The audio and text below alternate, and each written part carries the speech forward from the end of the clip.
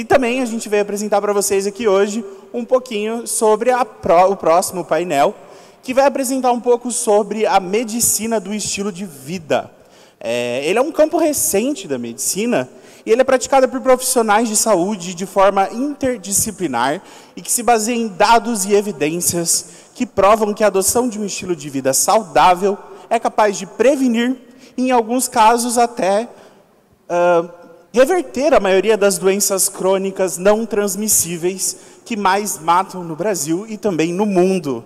E para a gente poder fazer esse painel ser bem legal, a gente está recebendo aqui hoje duas feras, que é a doutora Mila Carneiro, que ela é médica certificada no MEV e pelo IBLM, e representante do CBMEV, que é o Colégio Brasileiro de Medicina e do Estilo de Vida.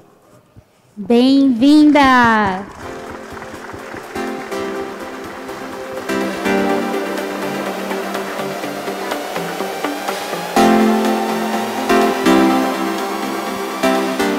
E para completar esse painel também, hoje a gente recebe a Fernanda Bornhausen, que é a fundadora do SGB e psicóloga especialista em neurociência e comportamento.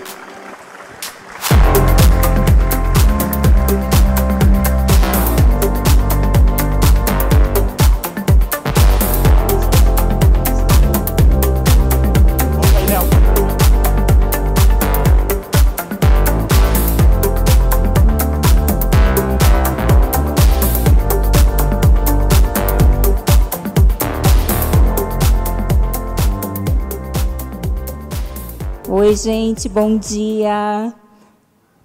Sou a Fernanda, vou fazer minha audiodescrição aqui. Eu sou uma mulher branca de 1,65 m, cabelos castanhos, olhos castanhos, e eu estou vestida com a camiseta do primeiro Social Good Brasil, que foi em 2012, e que me traz essa paixão enorme pelo uso da tecnologia e dos dados para resolver problemas sociais. E junto aqui comigo a Carol, a Lúcia e tantas pessoas que cofundaram o Social Good Brasil, a gente agradece muito vocês que estão aqui presencialmente, todos que estão online, são milhares de pessoas que se inscreveram conosco, então, bom dia também para quem está pelo YouTube. E a gente vem falar aqui um pouco da medicina do estilo de vida, evidências que podem ajudar a salvar vidas. E eu venho trabalhando com isso há alguns anos, né, com dados e tecnologia para resolver problemas sociais, e a gente percebe nesses últimos 10 anos um avanço enorme em dois campos que eu atuo. Sou psicóloga, especialista em neurociências, e a neurociência evoluiu muito, né, o estudo do nosso cérebro e o que isso tem a ver com o nosso estilo de vida. E também a medicina do estilo de vida, né, Mila? Que a Mila vai conversar conosco, vai fazer um talk sobre o que é essa medicina do estilo de vida. Mas antes disso, antes da Mila falar, e vocês já viram que ela é uma especialista no assunto, uma médica incrível, né, do Colégio Brasileiro de Medicina do Estilo de Vida, que aceitou o nosso convite para vir falar aqui, eu queria perguntar para vocês, quem aqui já tentou ter um estilo de vida mais saudável, fazer exercício, desistiu, se alimentar mais saudável e enfiou o pé na jaca, controlar o estresse e teve, né, estourou. Todo mundo, né, gente? Quem não, né? Eu também, obviamente, até que eu tive um estresse agudo, quando eu tinha 56 anos, eu tenho 60, e que me fez parar. Eu tive que parar e tive que rever meu estilo de vida, que eu já estava tentando, Mila, desde os 50 anos, mudar, né? E mudei na marra e tive que aprender como, e fiquei impressionada como em 60 dias, com um tratamento natural, sem remédios, eu consegui mudar meu estilo de vida. O que tinha acontecido comigo, com o meu cérebro? Por que ali eu tinha conseguido e antes não? E aí eu comecei a ficar muito curiosa e estudar sobre o funcionamento do meu cérebro, o que me fazia naquele momento mudar o estilo de vida e o que eu não tinha conseguido antes. Foi aí que eu fui estudar neurociências e medicina do estilo de vida. Todo mundo está na montanha-russa da vida. E a gente não pode se culpar porque não consegue um estilo de vida saudável. Mas a gente sabe, hoje, como a Mila vai contar para nós, que temos evidências robustas de que um estilo de vida saudável nos ajuda a prevenir, tratar e até reverter muitas das doenças crônicas não transmissíveis. Então, eu, estudando tudo isso, olhando a saúde nas 4 dimensões, física, mental, social e espiritual, olhando o quanto o estilo de vida tem a ver com a nossa saúde integral, eu criei aqui, usando a tecnologia e dados, também esse Instagram, no meio da pandemia, no Natal, na verdade, de 2020, para ajudar as pessoas com uma simplificação dos conhecimentos da neurociência e da medicina do estilo de vida, a tentar ter dicas diárias para um estilo de vida mais saudável. Um Instagram voluntário, que eu faço com muito amor, com muita ocitocina. Eu convido vocês para seguirem, para verem conosco, o nosso time. A Ana Paula está aqui também. O que a gente traz para vocês todos os dias, a nossa jornada, mas a fórmula que a Mila vai contar aqui de uma maneira mais, do ponto de vista da medicina do estilo de vida, eu vou simplificar com um dos criadores da medicina do estilo de vida, que tem o livro Reverta, o Dr. Dean Ornish. Coma bem, mexa-se mais, se estresse menos, durma bem e ame mais. E amor é o que nos une aqui no SGB. Essa ocitocina que sempre tem nos nossos eventos e que, mais do que nunca, como o Edgar falou ontem... Quem estava aqui ontem à noite, gente? Vocês participaram da roda com o Edgar? Da roda do acolhimento? Do amor? Então, é isso, gente? O nosso SGB aqui é um lugar de muita amorosidade, de muito hormônio do amor, da empatia, da confiança. E agora eu vou passar para a Mila, para ela conseguir passar para vocês um pouquinho, nesse tempo de 20 minutos aqui, o que é a medicina do estilo de vida e por que ela pode ser tão importante, essas evidências, tudo que temos hoje para todos nós. Obrigada. Bom dia a todos. Como fui bem apresentada, eu sou médica do estilo de vida. Me apresento como uma mulher branca, vestida de saia cinza, uma blusa preta, estou usando um colar e um blazer verde. Sou apaixonada pela medicina do estilo de vida. Despertei para ela muito cedo. Eu fiz clínica geral, me formei em medicina, ia entrar na residência, que a gente precisa escolher uma área específica. E, nossa, tinha descoberto que a saúde era um pouco mais... e que eu não encontrava em nenhuma área daquelas algo que me representasse, que buscasse levar a saúde da forma que eu acreditava. Então, eu acabei descobrindo a medicina integrativa, fiz uma pós-graduação no Einstein, depois descobri a medicina do estilo de vida, que aí foi uma revolução na minha vida também. Aprendi que para entregar para o paciente um tratamento como esse, eu precisava passar pelo processo antes, E isso enriqueceu muito a minha experiência. Vamos lá. Dados e medicina, tudo que tem hoje documentado sobre a medicina, a gente veio de dados, veio de uma observação e que ela se transformou numa evidência. E aí foi validado. E a gente vem desde dados, relatos de caso, quando são casos raros na medicina, que a gente não tem um volume grande para documentar, então isso já serve como uma validação. Mas quando a gente vai falar de um número grande de pessoas, doenças que acometem muitas pessoas, a gente vai afunilando até ter uma evidência com muita validação. E aí esses estudos, geralmente, eles têm uma trajetória de terem sido financiados pela indústria farmacêutica, então a gente sempre teve esse viés assim, de será que mudar um hábito não seria tão eficiente quanto, mas por muito tempo a gente não tinha dados para propor um tratamento como esse. E aí surgiu, em 2004, o American College of Lifestyle Medicine, que é esse colégio que juntou muitas evidências científicas voltadas principalmente para a prevenção, o tratamento e a reversão de doenças. Então, a MEV, que é o apelido da medicina do estilo de vida, ela totalmente amparada por dados científicos e ela é voltada para a mudança de comportamento. Então, o quanto a mudança de um comportamento impacta no tratamento de uma doença, até aonde ele pode reverter e o quanto estamos prevenindo, né?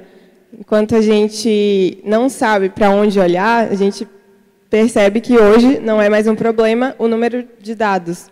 A gente já tem bastante dados sobre a dieta que é saudável, dormir tal hora, enfim, tem uma infinidade de informação disponível, que bom que a gente já não tem esse problema, mas quais dados que realmente são impactantes? Eu vou ler tudo que está disponível e vou achar que minha vida está sempre fora dessa casinha, e como é que eu vou escolher o que é importante para mim, né? Então, como eu falei, hoje já são quase 80 mil artigos sobre esse assunto. Então, a gente tem dados e não para de crescer esse número. E aí, o que seria um estilo de vida saudável, então? O que é que esse colégio estuda? O que é que a gente traz? Quais são esses pilares, né? Como a Fernanda falou, aquelas dicas ali resumem tudo, mas até lá a gente precisa de algo para mudar. E aí, nesses 6 pilares, que é algo que a gente faz todos os dias e que isso impacta a longo prazo a nossa vida, estão os pilares, né, da saúde do sono, do controle de tóxicos, dos relacionamentos, das conexões saudáveis, a nossa saúde mental, o gerenciamento do estresse, a atividade física e a alimentação saudável. Então, realmente, o que mais impacta hoje a saúde são as doenças crônicas não transmissíveis. Elas são responsáveis por pelo menos 80% das mortes prematuras e 63% de todas as mortes. E são condições associadas, né, predominantemente relacionadas com o nosso estilo de vida. A maioria das queixas de saúde na atenção primária, alguém que vai ao médico relatar um problema que não tinha antes, que era previamente rígido, elas são associadas a queixas de doenças crônicas não transmissíveis e ao diagnóstico delas, principalmente a obesidade, a síndrome metabólica, hipertensão, doença cardiovascular, dislipidemia, artrite, diabetes, osteoporose, câncer, doenças respiratórias. Então, muitas doenças associadas ao estilo de vida. E aí, como é que acontece isso? De eu ter um estilo de vida e isso se tornar uma doença, né? A gente, por conta dessa hipernutrição crônica, que seja essa forma da gente se nutrir, onde a gente busca os nutrientes, a gente tem uma qualidade, às vezes, dietética pobre. E esse estilo de vida sedentário, associado a isso, e uma predisposição genética, faz um estresse oxidativo, que é o que gera realmente uma disfunção endotelial. Se eu estiver falando muito difícil, vocês puxam a orelha, mas geralmente essa disfunção endotelial é o que a gente chama de alteração no tecido. Isso que vai gerar um sintoma e você vai sentir como, nossa, não estou me sentindo bem, estou sentindo algo aqui. E aí isso é o antes de acontecer uma doença, né? Se a gente já sabe dessa trajetória, a gente tem como interferir um pouco antes nessa cascata e modular a expressão genética. Então, a prevenção, ela economiza muito da nossa saúde mental junto, né? Se a gente tem uma prevenção, a gente não vai precisar lidar com uma doença em algum momento da vida. E nessa pirâmide do estilo de vida, a gente percebe que uma doença aguda, ela exige um tratamento que é muito mais caro, que está disponível para menos pessoas, e aí vai desde a cirurgia, ao uso de medicações, e depois a gente pode ir interferindo nisso com a prevenção. Então, se a gente previne doença crônica, a gente não chega numa doença aguda grave. E aí, tudo isso é baseado também na epigenética. A sequência do nosso genoma são os dados aí que a gente tem para explorar por muito tempo. Ela é praticamente a mesma para todo mundo, 99,9% é exatamente igual. E aí o que muda é a expressão desse mínimo de 1% que está mudando, faz esse mundo totalmente plural e faz todo mundo ser tão singular.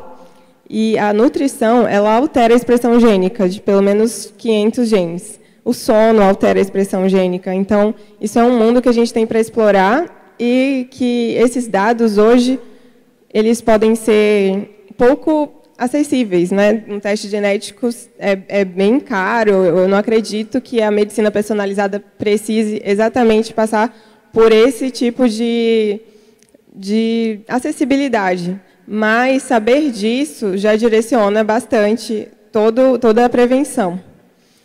E aí tem o conceito também de saúde integrativa, que não é a mesma coisa que a medicina do estilo de vida, mas é bem próximo. A saúde integrativa é considerar todo esse ecossistema, né? O paciente, ele é o centro, o principal agente e o corresponsável por criar toda essa prescrição de estilo de vida, mas ele está ali para o melhor da saúde e da cura. Então, ele está ali percebendo que tem disponível profissionais, que é multidisciplinar, e está tudo disponível desde que seja o melhor para o paciente. A nutrição, então, que é um dos pilares, a gente pode perceber o impacto dela na nossa saúde quando a gente faz uma redução da ingesta de produtos de origem animal. Então, não estou pedindo para todo mundo ser vegetariano, vegano, mas a redução causa um impacto absurdo. Então, hoje em dia, a dieta plant-based, que é chamada baseada em vegetais, ela é responsável pela maioria dos estudos que a gente tem esse impacto entre a nutrição e as doenças crônicas.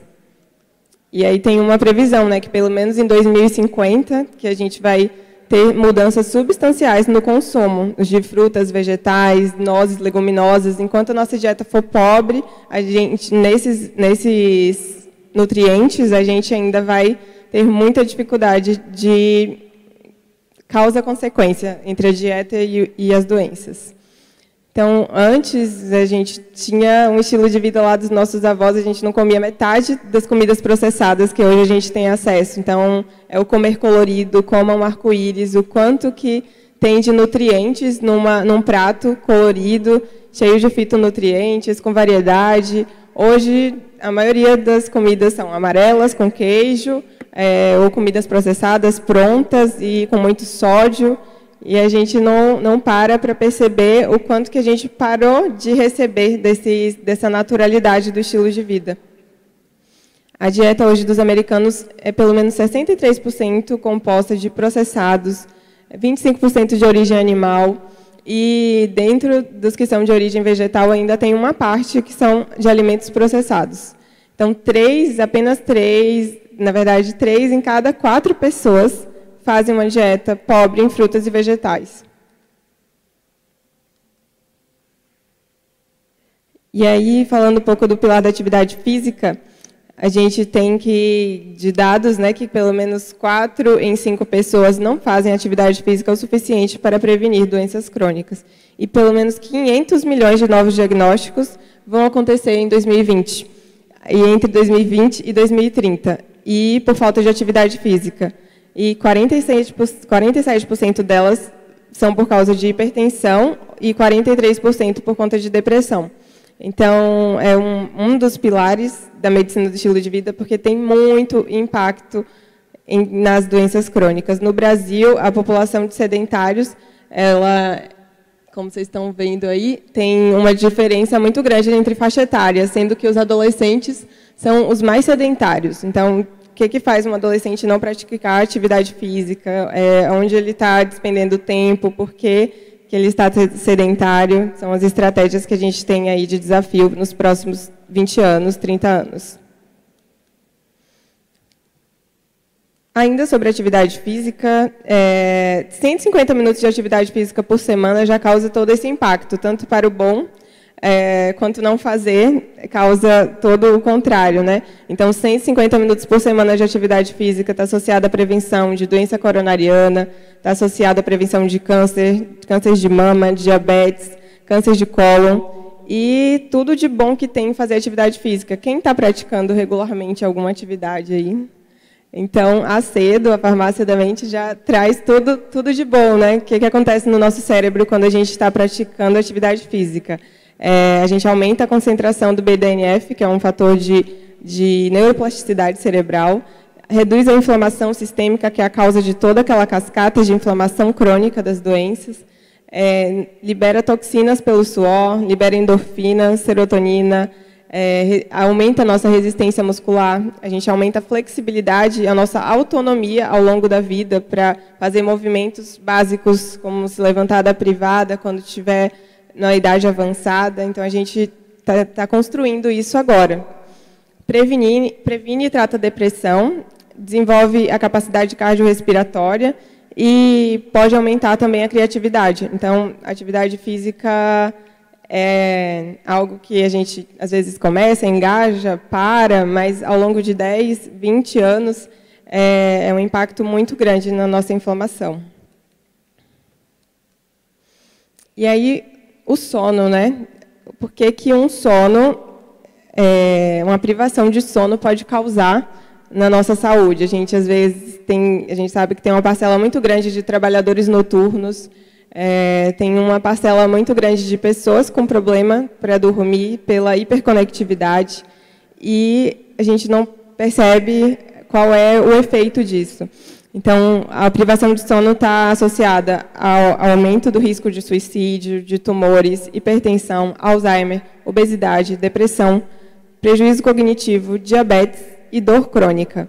Então, tem um monte de coisa ruim associada, mas eu vou falar pelo menos algumas coisas boas do sono, porque acho que eu estou causando medo de doença aqui. Mas um sono saudável é capaz de reparar o nosso DNA, que previne todas aquelas desordens, né, de uma reparação não adequada do DNA, aumenta o nosso humor, regula o nosso apetite através de hormônios, né, como a grelina, a leptina, reduz a resistência à insulina, aumenta o nosso reparo muscular, aumenta sinapses, memórias e o poder de decisão, além da imunidade. Então, o sono, a gente passa 1/3 da vida dormindo e é algo que tem um impacto muito grande ao longo de 10, 20 anos, por isso é um pilar. O outro pilar é o gerenciamento do estresse, que é também o bem-estar emocional e a saúde mental. Como foi falado aqui um pouco antes, o quanto que o estresse causa essa reação de alerta, de ataque, né, de lutar ou fugir, o famoso lutar ou fugir, que a gente fica preparado para uma resposta ao estresse, uma reação, na verdade. E aí essa resposta ela pode ser elaborada a partir do cultivo, do gerenciamento do estresse. Então, ter uma prática para gerenciar o estresse previne várias doenças, como aumenta a nossa resiliência, reduz dor crônica.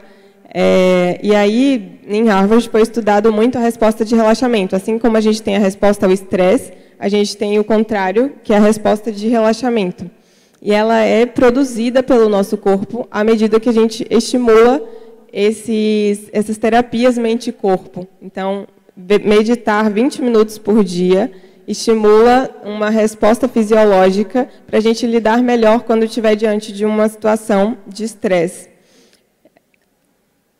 E hoje existe, inclusive, uma área da medicina do estilo de vida, que é a psiquiatria do estilo de vida, que a gente tem várias associações entre hábitos e o tratamento de TDAH, transtorno bipolar do humor, depressão, abuso de substâncias, transtornos alimentares, ansiedade, psicose e transtornos neurodegenerativos. Então, o Colégio de Psiquiatria da Austrália já considera no tratamento psiquiátrico toda essa influência do estilo de vida.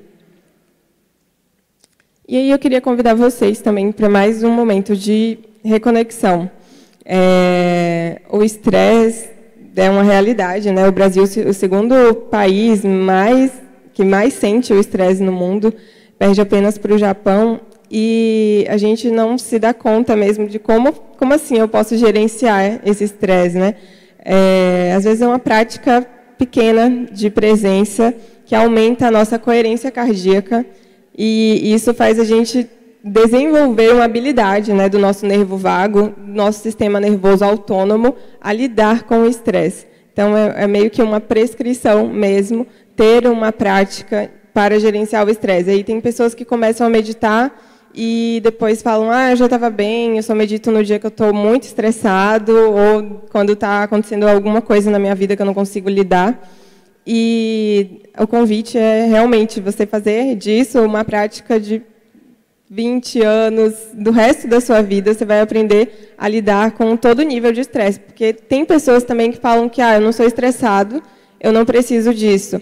Mas qualquer coisa é considerado um estresse. Uma mudança de temperatura, um atraso, tudo que acontece corriqueiramente no nosso dia, o nosso corpo precisa se adaptar, ele está submetido a uma adaptação ao estresse.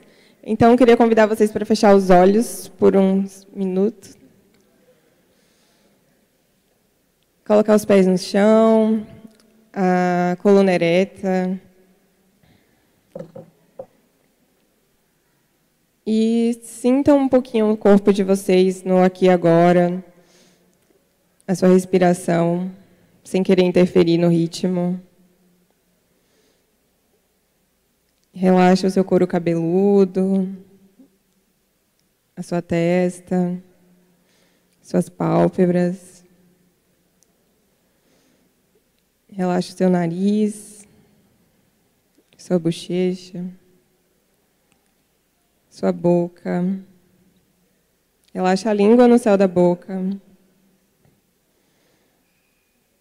Relaxa o seu pescoço, seus ombros, seus pulmões. Relaxa o seu abdômen, sua pelve, seus braços. Relaxa suas coxas.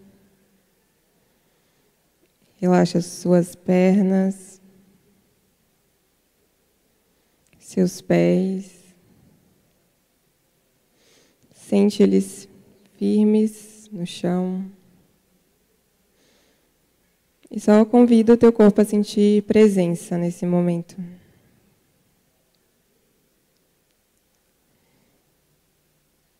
E aos poucos pode retornar.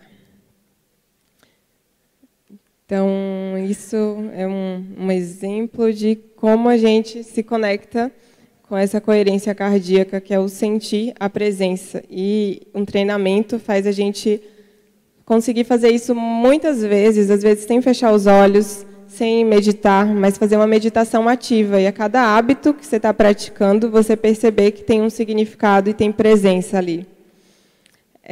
Um próximo pilar, que vou falar rapidamente, que esse assunto dá assunto para um congresso inteiro. Eu estou aqui super acelerada para tentar, pelo menos, trazer algum dado que impacte sobre cada pilar.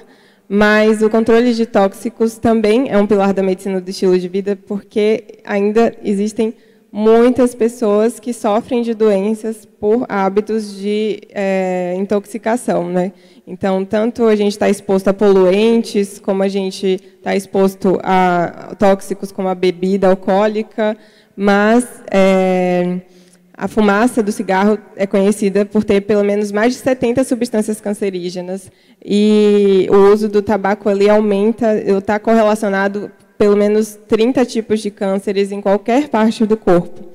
E aí, parar de fumar tem benefício em qualquer idade, mas se aos 30 anos alguém para de fumar, ganha mais 10 anos de expectativa de vida. Se aos 60 anos alguém resolve parar de fumar, é como se crescesse 3 anos de expectativa de vida também. E o outro pilar da medicina do estilo de vida são os relacionamentos, que é ter conexões sociais positivas. Se você se sente sozinho para tomar decisões, isso impacta muito a sua saúde. O maior estudo de Harvard sobre felicidade viu que o nível de satisfação das pessoas com os relacionamentos, quando elas têm mais de 50 anos, elas são tão prejudiciais à saúde quanto o colesterol. E a solidão está associada a Alzheimer, diabetes, sintomas depressivos, obesidade, câncer, piora do sono, abuso de substâncias e, principalmente, o hábito de se sentir sozinho equivale a fumar 15 cigarros por dia. Então, às vezes, você tem muito controle de todos os outros hábitos, mas não cuida desse pilar e tem tanto impacto quanto. Por isso que no Reino Unido existe um ministério, né, da solidão, que cuida dessa saúde social das pessoas. E é prescrito, realmente, prescrição social. E aí eu só convido vocês para refletirem se o status de saúde não seria um lugar para a gente começar a mensurar e chegar no novo KPI das empresas, né? Cultivando a paz interior. Porque existe todo esse cenário, né, multifatorial que gera a nossa saúde, o nosso estilo de vida, mas muitas vezes as métricas ou os dados não chegam em momentos subjetivos, na verdade, significados subjetivos de saúde para aquela pessoa. Então, a presença em saúde ela vai fazer com que a gente reavalie continuamente a nossa vida para saber se as necessidades estão sendo atendidas, porque necessidades não atendidas, elas geram conflitos. E conflitos vão gerar doenças. Então, a gente não vai... Quanto mais a gente negligencia as nossas necessidades, a gente vai estar com menos presença em saúde e é isso que vai gerar doenças na nossa vida. Então, falando só ainda sobre dados, comportamentos saudáveis, como é que a gente vai medir isso? Então, existem health techs desenvolvendo ferramentas de como a gente mensurar, eu estou saudável hoje, quanto que meu estilo de vida está saudável, eu melhorei daqui a um mês ou não. Então, é um presente que eu vou compartilhar com vocês. Esse QR Code, ele faz um screening de saúde, e aí vocês podem mensurar a cada mês e ver como que está o seu screening de saúde quando é considerado as ferramentas da medicina do estilo de vida. Vou colocar no final também. Enfim, o futuro pode ser multiconectado, a saúde 5.0, que é um conceito que a gente vai usar muitas ferramentas para medir, se conectar com a tecnologia, mas realmente o que faz a gente mudar não são absolutamente os dados, né? Mas os dados eles vão contar uma história que vai fazer a gente se conectar com a mudança. Então, consciência e autocuidado é o futuro de fazer alguma mudança no estilo de vida. Não é falar aqui um monte de nome de doença, porcentagem, que vai fazer alguém mudar os hábitos. O que realmente faz é como a pessoa se conecta com a mudança. E aí, os dados trazem consciência. Mas, assim, é muito trabalho de autoamor e consciência para você se conectar com o autocuidado e fazer o que precisa, o que você considera que precisa ser feito. E isso só vem com muito autoconhecimento, só você conhece o que você está sentindo, são os dados sutis que estão ali fazendo parte da sua saúde, às vezes você não sabe nomear o que você está sentindo e processar esses dados. Então, quem processa os dados é o indivíduo e ele precisa ter essa alfabetização, né, de saber o que é que ele está sentindo. Então, escrever um diário, fazer arte, tudo isso nos ajuda a nos conectar com esse processamento de dados sutis, que eu chamo. E isso que gera autogestão compartilhada. A medicina do estilo de vida é nada mais, nada menos que uma autogestão compartilhada. A gente vai dar sentido aos dados, a gente pode estar conectado com um monte de informações, mas a gente precisa autogerir, e às vezes sozinho a gente não consegue. Então, o objetivo não é criar robôs de hábitos saudáveis, mas sim seres humanos conectados, que têm um propósito para mudar aqueles hábitos, que sabem por que eles gostariam de mudar. Então, não são necessariamente os dados. A neurociência do comportamento estuda muito o poder do hábito, né? Mas a gente precisa dos dados para nos contar uma história boa, para a gente se conectar com ela e conseguir fazer uma mudança. E os dados geram confiança, né? Um profissional de saúde, um médico, a relação entre o médico e o profissional, o paciente, o sucesso de uma mudança tem a ver muito com confiança. Pelo menos 43% da maior adesão de mudança do estilo de vida é quando o paciente confia no médico. E, para isso, os dados ajudam muito a construir essa relação. Só, antes de acabar aqui, trazer que dados com propósito, eles ampliam a consciência. E nenhum problema vai ser resolvido com o mesmo nível de consciência que o criou. Então, todo mundo falando sobre expansão de consciência. E a saúde, as mudanças, elas vão ser esse catalisador de transformações de seres humanos. Não exatamente sobre doenças, nem sobre ter medo de doenças, mas mudar pelo amor que você pode se conectar com você mesmo. Enfim, obrigada. E esse QR Code acessa o screening. Viva!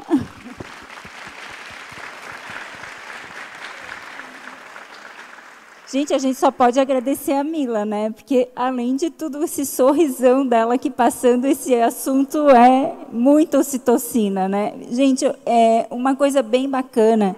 Um médico de estilo de vida como a Mila, ele não passa receita de remédio. Não é que seja contra remédio, ela vai passar quantos tiver que passar, mas ela passa a mudança de estilo de vida. Então, é uma mudança completa na questão da saúde. A gente poderia ficar falando aqui horas, né, Mila? Queria até pedir para ela mostrar uma receita, mas o que eu gostaria que vocês levassem daqui? Exercício é melhor do que remédio, comida de verdade é melhor do que remédio. Gente, é comida da feira, acessível, é fruta, verdura, fibra. Ninguém está falando aqui de produtos caros, a gente está falando de voltar, como a Mila falou, as comidas dos nossos bisavós, avós, né? E o sono de qualidade é melhor do que remédio. Se tiver uma coisa para vocês lembrarem, eu queria perguntar por último aqui, que a gente já estourou todo o tempo, quem gosta de dançar? Quem dança? Então, quem não dança e gosta de dançar, lembra das 150 minutos de atividade física? Bota a dança no teu dia. Bota 10 minutos, bota 5 minutos, vai fazendo 150 minutos assim de uma maneira leve, que te dê prazer. Faça o que você gosta. Isso vai te ajudar a mudar o estilo de vida. Eu trabalho com mudança de comportamento, voluntariamente, profissionalmente. A Mila, como médica, na saúde como um todo. Isso é a medicina do estilo de vida. Esse é o convite que a gente faz para todos os profissionais de saúde conhecerem e para cada pessoa conhecer. Mila, você quer deixar a sua mensagem final em 30 segundos? Perfeito. Não, só um convite mesmo, se conectem com vocês mesmos. Então, esse processo de parar um tempinho, ele é diário. Todos os dias, para saber do que você precisa estar conectado com você. Então, fazer um ritual de reconexão consigo todos os dias vai te trazer presença. E na presença você está inteiro, que é o sentido de healing, da cura. Então, nesse lugar de estar inteiro é que a gente reequilibra todo o nosso sistema nervoso e a gente sente que está saudável. Então, a saúde plena, se algum dia for acessível, ela deve estar nesse lugar. Obrigada.